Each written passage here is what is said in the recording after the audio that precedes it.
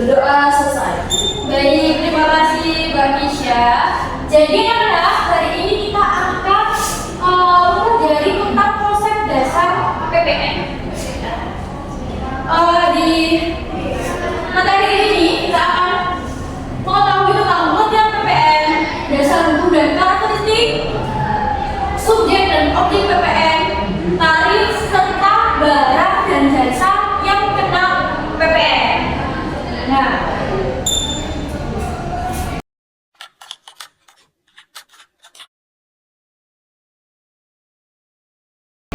Nah, di sini anak-anak ada contoh truk kalau kalian belanja di minimarket atau supermarket. Apakah kalau kalian belanja nih, kalian dapat truk, kalian melihat tulisan yang di bawah dan tulisan PPN nggak? Iya Bu.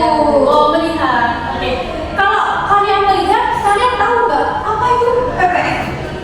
Ada yang tahu? Pajak. Pajak. Pajak apa? Penambahan nilai. Penambahan nilai. Pajak penambahan nilai. Iya. Kenapa sih kok namanya harus pajak penambahan nilai? Kenapa namanya nggak pajak barang? Ada yang tahu? Saya Bu. Karena pajak tambahan ini tuh yang bikin harga barang jadi lebih mahal dulu. Oh, begitu. Oke.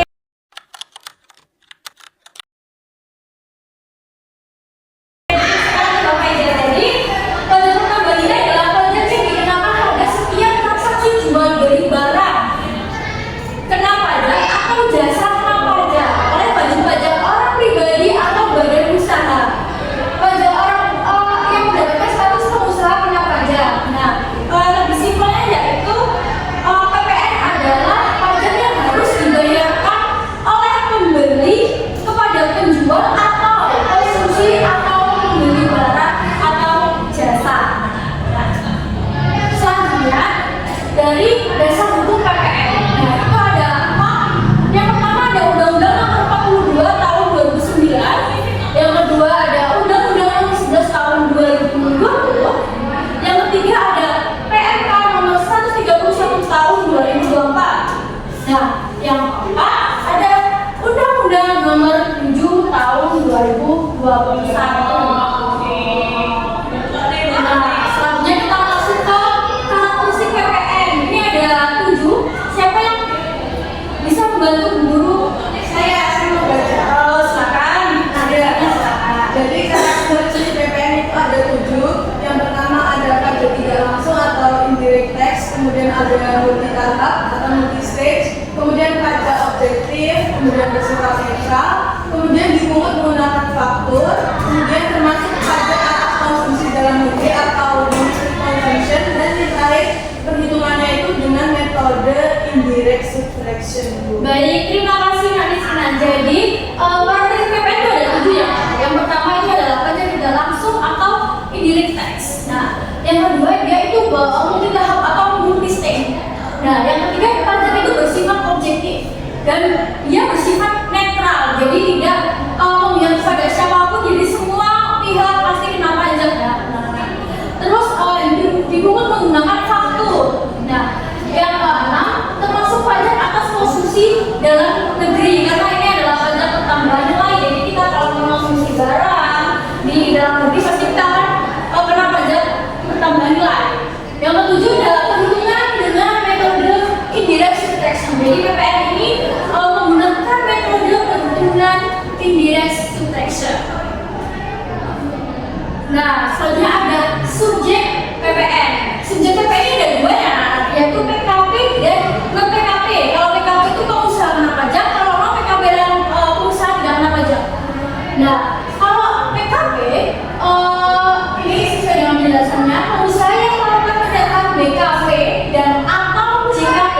BKP itu barang kena pajak, JKP itu jasa kena pajak di dalam daerah pabean atau wilayah Indonesia. Jadi kalau misalnya kalau saya di luar negeri itu belinya, apakah saya kena pajak PPN? Tidak, tapi kita kena pajak apa?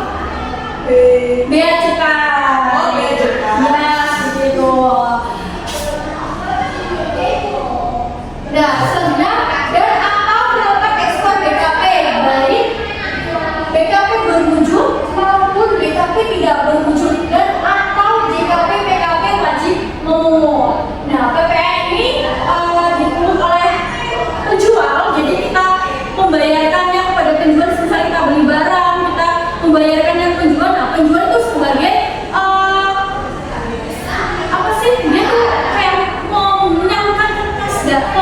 negara gitu. Jadi sebagai jalur penyakit.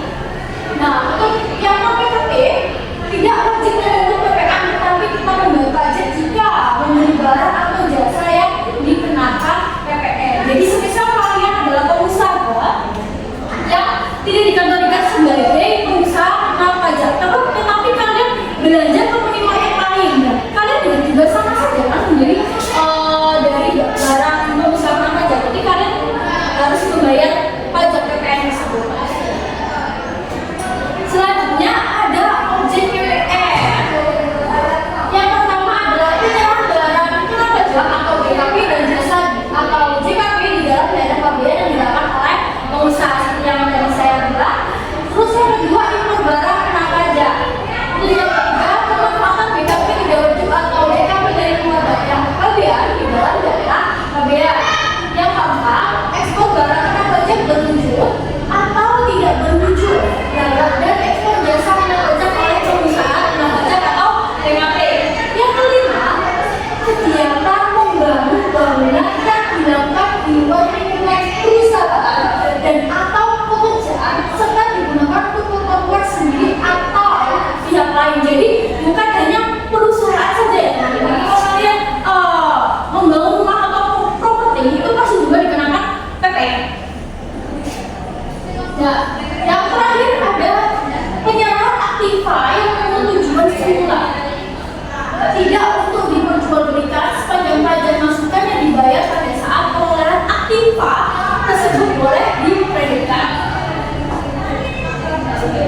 Nah, selanjutnya kita akan masuk ke tarif PPN. Berdasarkan Undang-Undang yang terbaru Nomor 7 Tahun 2021 tentang harmonisasi peraturan perpajakan UU-HPP, kenaikan tarif memang dilakukan secara bertahap. Nah, dulu di awal bulan 1 April tahun 2022, memang pajak PPN itu dikenakan sebesar 11%. Nah, semenjak berlakunya pada 1 Januari 2025, PPN itu naik menjadi 12%. Jadi sekarang kita menggunakan pajak 12%. Nah, selanjutnya kita akan masuk ke BKP dan JKP atau barang dan jasa kena pajak. Nah, ada yang bisa membantu bacakan? Saya udah membantu siapa? Barang dan jasa yang kena pajak itu merupakan barang berwujud yang memiliki sifat atau wujudnya dapat berupa barang bergerak atau barang tidak bergerak, dan barang tidak berwujud yang dikenakan pajak berdasarkan Undang-Undang PPN. Sedangkan jasa yang kena pajak atau JKP merupakan setiap kegiatan pelayanan termasuk jasa yang dilakukan untuk menghasilkan pemesanan atau permintaan dengan barang dan atau petunjuk dari pemesan yang dikenakan pajak berdasarkan Undang-Undang PPN. Peraturan cakupan BKP dan JKP dalam Undang-Undang PPN bersifat negatif risk, dalam artian bahwa pada prinsipnya seluruh barang atau pelayanan merupakan BKP dan JKP kecuali ditetapkan sebagai barang yang tidak dikenai PPN. Baik, terima kasih Mbak Luna. Jadi barang kena pajak atau BKP itu adalah barang berwujud yang menurut sifat atau hukumnya dapat berupa barang bergerak atau dia barang tidak bergerak, dan barang terwujud yang dikenakan pajak berdasarkan UU PPN. Sedangkan JKP merupakan setiap kegiatan pelayanan termasuk jasa yang menghasilkan barang, pesanan atau permintaan dengan bahan dan atau petunjuk dari pemesanan yang dikenakan pajak berdasarkan UU PPN.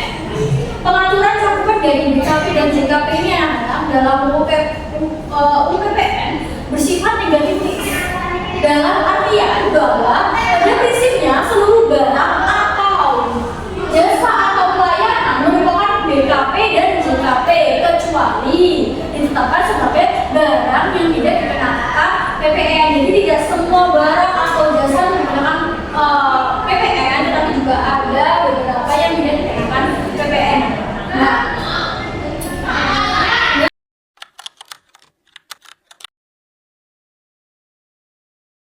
di sini ayo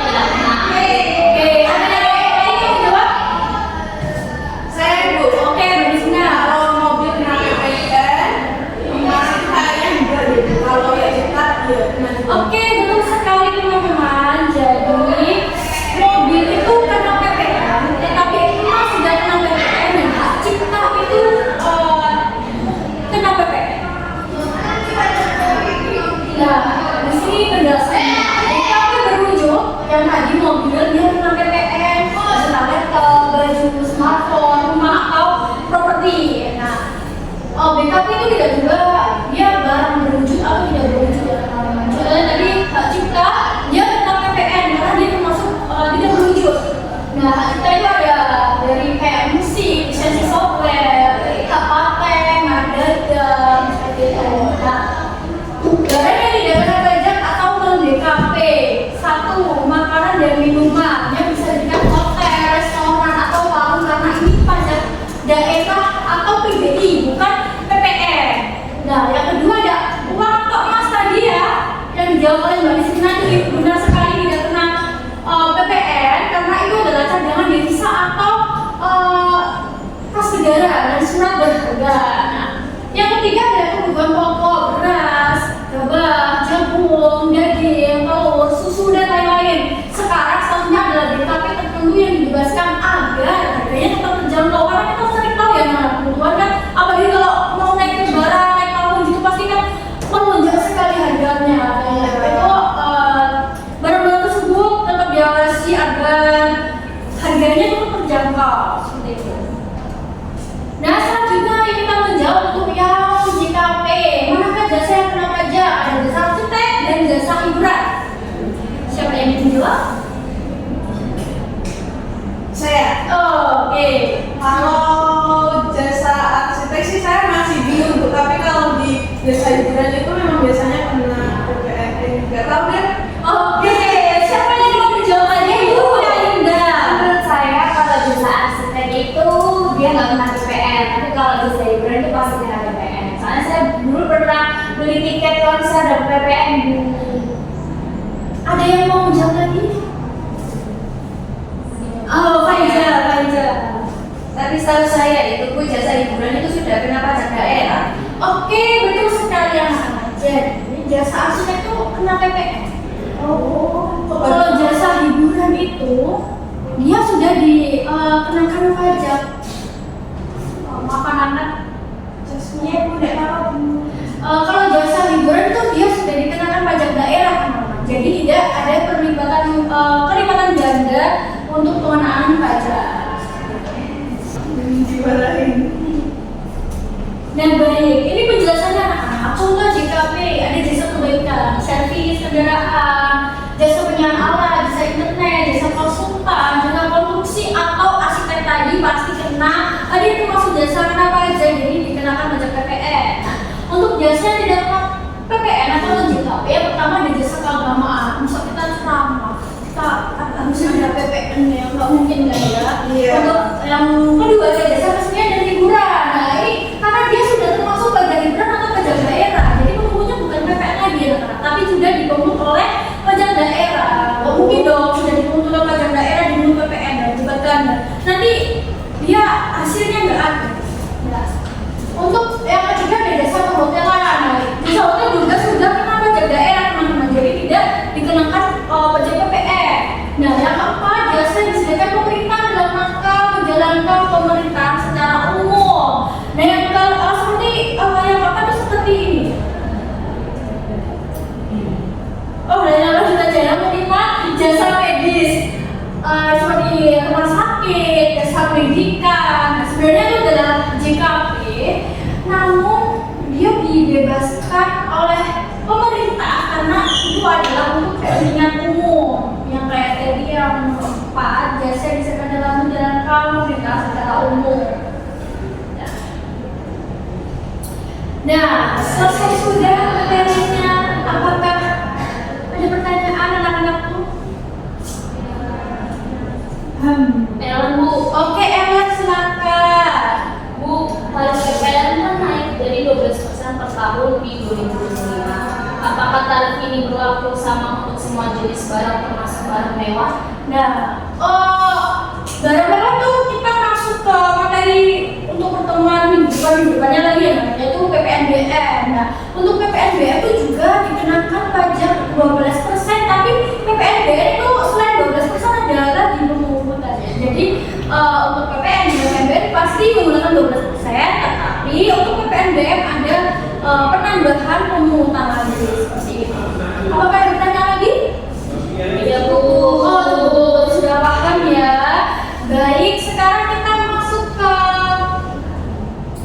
misi balik. bantu Siti menjawab. Di sini ada Siti. Siti terlihat kebingungan ya anak-anak. Iya Bu. Apa itu Siti? Nah, halo teman-teman. Tadi aku habis bantu ibu belanja di pasar. Kok harganya pas ya? Tapi pas kemarin aku ke supermarket beli barang yang sama kok ada tambahan PPN-nya. Terus sebenarnya siapa sih yang banyak belajar itu? Nah, siapa yang mau bantu menjawab Siti? Saya Bu. Oh, di sini. Baik, silakan. Baik, izin menjawab Bu.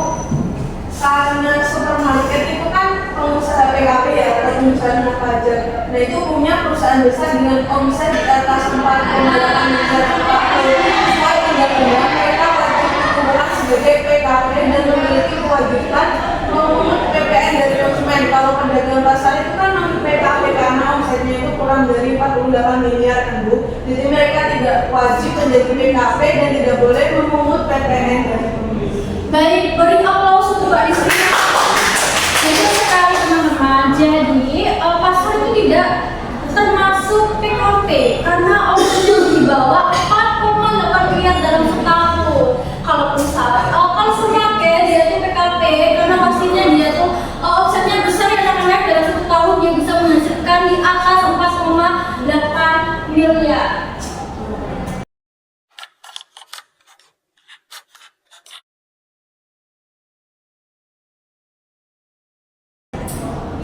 Nah, selanjutnya ada kuis anak-anak. Jadi sebagai pendalaman materi kalian, ini ada 10 soal di form. Nanti kalian kerjakan, saya kasih waktu 5 menit. Nanti ada nilainya enggak? Saya kasih tahu ya. Saya nanti pribadi saya saja, nanti saya masukkan sebagai nilai tugas seperti itu. Silakan disikat. Waktunya 5 menit ya anak-anak. Silakan. Sudah Ibu. Sudah Ibu. Silakan dikerjakan dulu, waktunya 5 menit. Dikerjakan dengan sungguh-sungguh. Ibu.